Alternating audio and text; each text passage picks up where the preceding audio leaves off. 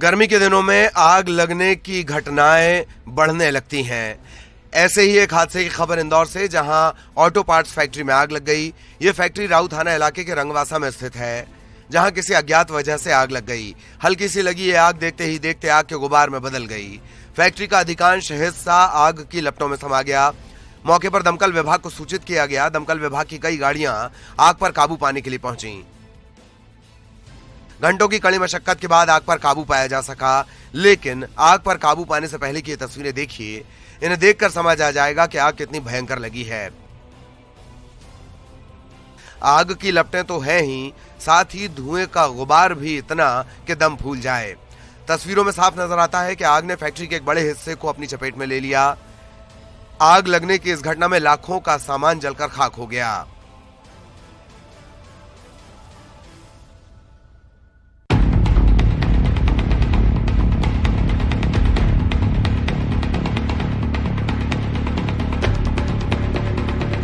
ये तस्वीरें आज की हैं, लेकिन इस तस्वीर की कहानी 5 साल पहले लिखी गई थी। 5 साल पहले भले ही किसी ने न सोचा हो कि आज एक ऐसी तस्वीर देखने के लिए मिलेगी जहां लोग खुद को इसलिए जिंदा जला लेंगे क्योंकि न उन्हें इंसाफ मिला और न ही कोई सुरक्षा। दरअसल ये मामला ग्वालियर का है, जहां एसपी ऑफिस के बाहर एक मां बेटी खुद को आग के हवाले करने पहुंचे। मामला कुछ यूं है कि युवती के साथ 5 साल पहले रेप का आरोप है। आरोपी ने युवती को अपहरण कर रेप किया। जब युवती और उसकी मां इसकी शिकायत पुलिस से करने पहुंचे तो आरोपी ने दोनों पर राजीनामा करने का दबाव बनाया। पीड़िता इतनी परेशान हो गई कि एसपी ऑफिस के बाहर मां बेटी ने खुद पर मिट्टी का तेल डाल लिया और आग लगाने की खुदकुशी करने की कोशिश की, जिसके बाद आला अधिकारी हरकत में आए। आला अधिकारियों ने मां बेटी को बहुड़ापुर थाना भेजा है। थाना प्रभारी को मामले की जांच और कार्रवाई के निर्देश दिए गए हैं।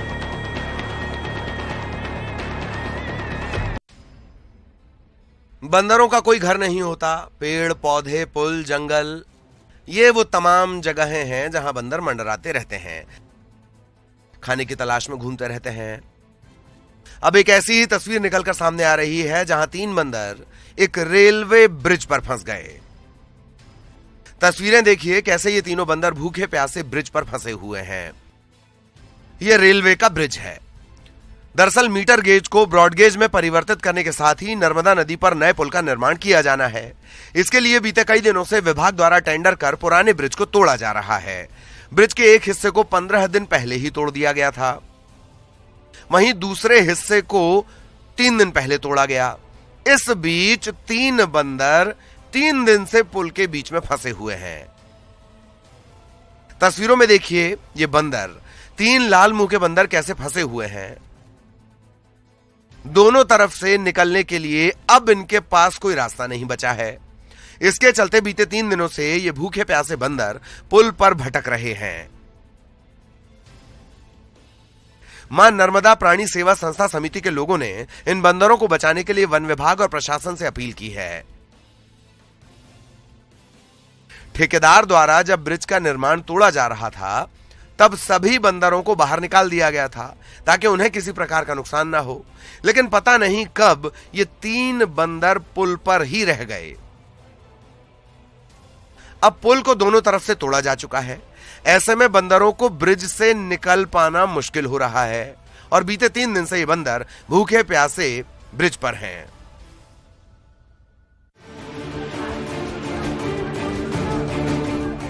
छत्तीसगढ़ी फिल्मों के सुपरस्टार और पद्मश्री अनुज शर्मा, पद्मश्री राधेश्याम बारले और रिटायर्ड IAS राजपाल त्यागी सहित 52 हस्तियों ने गुरुवार को भाजपा की सदस्यता ग्रहण कर ली है। इन सभी को पार्टी की सदस्यता दिलाई गई। इस दौरान छत्तीसगढ़ भाजपा प्रभारी ओम माथुर, प्रदेश अध्यक्ष अरुण साव, पूर्व मुख्यमंत्री डॉक्टर रमन सिंह और सांसद सुनील सोनी, इसके साथ ही पूर्व मंत्री बृजमोहन अग्रवाल सहित तमाम लोग मौजूद रहे।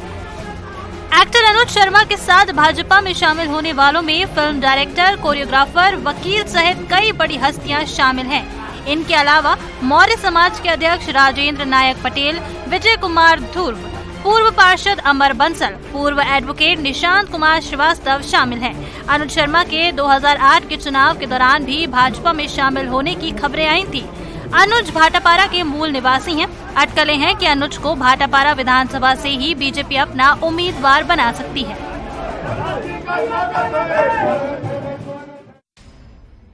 प्रदेश में नौतपा शुरू ही हुआ था कि आंधी तूफान और बारिश ने उसके असर को कम कर दिया।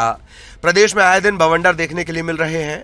अभी कुछ दिनों पहले की बात है जब खरगोन में आए बवंडर में एक शादी समारोह में लगा मंडप पतंग की तरह उड़ गया था। अब एक ऐसी घटना फिर से सामने आई है जहां झिरनिया थाना इलाके के पुतला गांव में आए बवंडर ने शादी समारोह के रंग को बेरंग कर दिया। तस्वीरें देखिए कितना तेज बवंडर है। आसमान में दिख रहा ये कोई पक्षी नहीं, ना ही पतंग है जो हवाओं के झरोखे के साथ उड़ रहा है। ये तस्वीरें उस वक्त की हैं जब शादी समारोह चल रहा था। दूल्हा दुल्हन फेरे लेते, लेकिन उससे पहले आया ये तूफान सब कुछ तबाह कर देता है। क्या मंडप, क्या खाने का टेंट, सब के सब इस तूफान में एक एक कर पतंग की तरह उड़ते चले गए। तस्वीरें देखकर अंदाजा लगा सकते हैं कि ये हवाएं कितनी तेज हैं। वहीं बवंडर के बाद पतंग की तरह उड़ रहे मंडप और अन्य टेंट की तस्वीर सोशल मीडिया पर वायरल हो गई।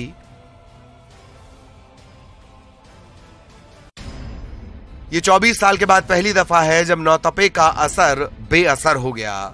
जहां नौतपे में 9 दिनों तक धरती इतनी तपती है मानो आग बरस रही हो, वहीं इस साल ऐसा कुछ भी देखने के लिए नहीं मिला। नौतपा शुरू तो जरूर हुआ, लेकिन इसका असर सिर्फ एक दिन ही देखने को मिला।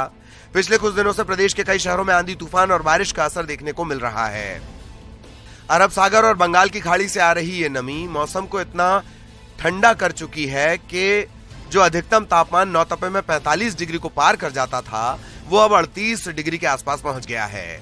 नौतपे में सड़कें सुनसान हो जाती थीं, वहीं सामान्य से 60 डिग्री तापमान ने बता दिया कि अब नौतपे का असर बेअसर हो गया है। प्रदेश में नया वेस्टर्न डिस्टर्बेंस सक्रिय होने जा रहा है। इसके बाद एमपी में बारिश की पूरी आशंका है। मौसम विभाग ने साफ कर दिया है कि आने वाले 2 से 4 जून तक बादल धरती को भिगोते रहेंगे।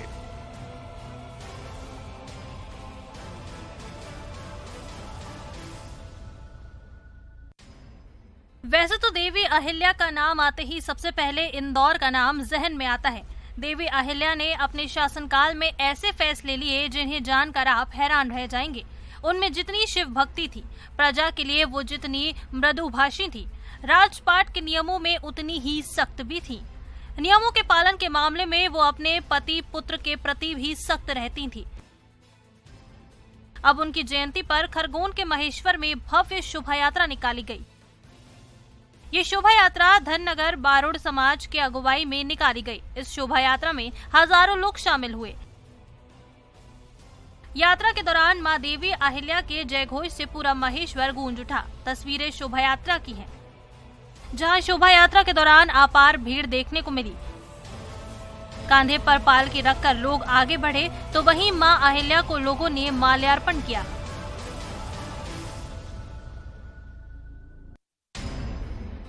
ये तस्वीरें नेशनल हाईवे 53 की हैं। हाईवे के एक तरफ से गुजरती गाड़ियां और दूसरी तरफ धधक धधक कर जलती ये ट्रकें।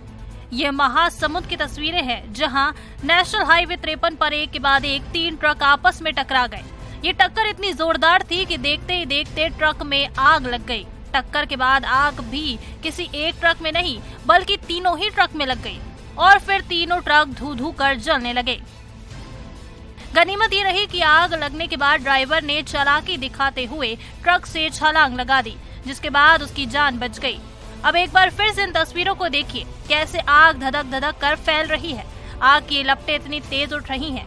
हादसे के बाद दमकल विभाग को इसकी सूचना दी गई। मौके पर पहुंची दमकल विभाग ने आग पर काबू तो पा लिया, लेकिन हादसा हुए इतना वक्त बीत गया था कि तीनों ट्रक जलकर खाक हो चुके थे।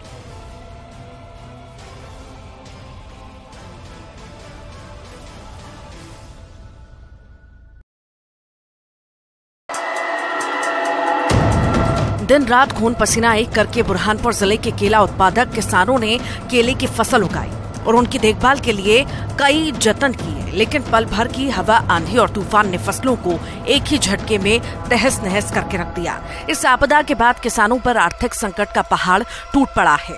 किसानों ने अब शासन से मदद की गुहार लगाई। दरअसल केला उत्पादक किसानों को हर बार मौसम की मार का सामना करना पड़ता है, इसीलिए जरूरत है मौसम आधारित फसल बीमा की, ताकि किसान अपने क्षतिग्रस्त फसल की भरपाई कर सके। लेकिन फसल बीमा बंद होने से किसानों की फजीहत बढ़ गई है।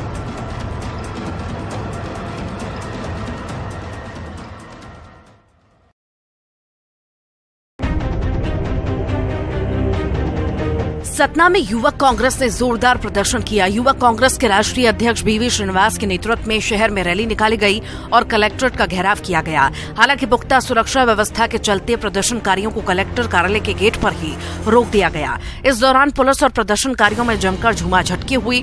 युवा कांग्रेस ने ये प्रदर्शन महंगाई, बेरोजगारी और अघोषित बिजली कटौती सहित कई मुद्दों को लेकर किया। शक्ति प्रदर्शन के जरिए विंध्य में कांग्रेस एकजुटता का संदेश देना चाहती थी, लेकिन इस कार्यक्रम में स्थानीय विधायक सिद्धार्थ कुशवाहा और उनके समर्थक ही नजर आए। कुछ सीनियर लीडर ने प्रदर्शन से कन्नी काट ली।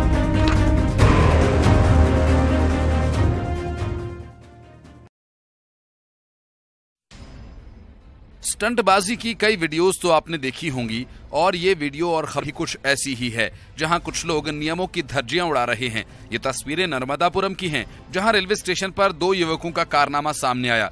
देखिए कैसे नर्मदापुरम रेलवे स्टेशन पर 2 बाइक सवार बदमाशों ने नियमों की धज्जियां उड़ाते हुए न सिर्फ प्लेटफॉर्म पर तेज रफ्तार में बाइक दौड़ाई, बल्कि लोगों की जान की परवाह किए बिना ही ये हरकत की। तस्वीरें नर्मदापुरम के प्लेटफॉर्म नंबर 2 की हैं, जहां 2 बाइक सवार लड़के अचानक प्लेटफॉर्म पर बाइक के साथ पहुंचते हैं और सीधा सीनियर सेक्शन इंजीनियर के दफ्तर की ओर चल पड़ते हैं। फिर चंद मिनटों के बाद वो स्टेशन प्रबंधक के केबिन की ओर से निकल जाते हैं। दोनों युवकों की ये हरकतें सीसीटीवी कैमरे में कैद हो गई, जिसमें वो रेलवे स्टेशन पर बेखौफ बाइक दौड़ाते दिखे। अब रेलवे पुलिस सीसीटीवी के आधार पर इनकी तलाश कर रही है। मौत कभी पूछकर या बताकर नहीं आती, मौत कब आ जाए किसे पता। अब इस खबर को ही देख लीजिए। ये खबर शाहजहांपुर की है, जहां तेज रफ्तार कार ने बाइक सवार को जोरदार टक्कर मारी। टक्कर इतनी जबरदस्त थी कि बाइक सवार की मौत हो गई। ये तस्वीर अरनिया कला आष्टा रोड की है। अब हादसे का सीसीटीवी वीडियो भी सामने आया है। वीडियो में आप देख सकते हैं कि एक तेज रफ्तार कार आ रही है और उसकी रफ्तार इतनी तेज है कि देखते ही देखते बाइक पर टक्कर मारती है और बाइक दूर जाकर गिरती है और मौके पर बाइक सवार की मौत हो जाती है। वहीं हादसे में कार भी दुर्घटनाग्रस्त हो जाती है। तभी तो कहा जाता है कि मौत का क्या कभी भी आ जाए। पहले वो लापता हुई और फिर उसकी लाश मिली। वो मासूम थी। वो कुछ ही वक्त पहले जमीनी लोगों से वाकिफ हुई थी, लेकिन जब तक वो लोगों को समझ पाती उसकी जान चली गई। मामला रीवा का है, जहां एक बच्ची का शव मिला, वो भी निर्माणाधीन मकान के सेप्टिक टैंक में। बच्ची की लाश मिलने के बाद परिजनों का बुरा हाल है। बता दें कि बच्ची के पिता चौकीदारी का काम करते हैं। वो चौकीदारी का काम करके अपनी बिटिया का पालन पोषण कर रहे थे। पिछली शाम बच्ची लापता हो गई। परिजनों ने बहुत खोजने की कोशिश की, हर जगह ढूंढा, क्या गली, क्या सड़क, क्या बाजार और क्या पार्क, लेकिन बच्ची कहीं नहीं मिली। थक हार कर जब वे एक मकान में देखने पहुंचे तो वहां सेप्टिक टैंक में बच्ची की लाश मिली। अब लाश मिलने के बाद इलाके में सनसनी है। कोई इसे हादसा बता रहा है तो कोई हत्या। पुलिस को इसकी सूचना दी गई और पुलिस ने बच्ची के शव को कब्जे में लेकर दोनों ही एंगल से जांच शुरू कर दी है।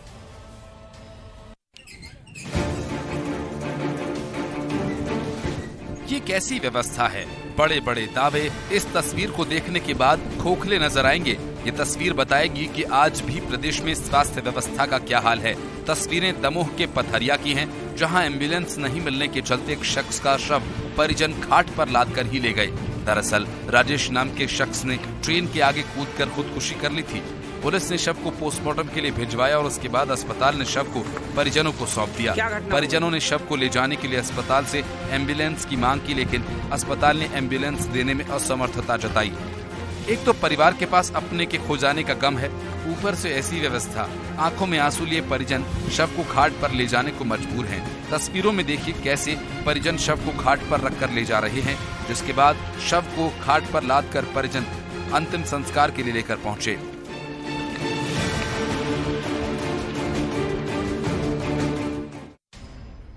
जिसे विभाग सौंपा गया हो वो अपने ही विभाग में चोरी करने लगे तो सोचिए उस विभाग की स्थिति क्या होगी। वैसे तो आपने गाड़ियों की चोरी होते बहुत देखी होगी, लेकिन इतनी महंगाई में गाड़ियों को चलाने के लिए डीजल भी तो चाहिए। इसलिए अब चोर डीजल का जुगाड़ करने के लिए डीजल चोरी पर उतर आए हैं। ये मामला भिंड का है, जहां नगरपालिका के वाहनों से डीजल चोरी की घटनाएं थमने का नाम नहीं ले रही हैं। ताजा वीडियो भी भिंड नगरपालिका का है, जहां जेसीबी वाहन से निगम का कर्मचारी ही डीजल की चोरी को अंजाम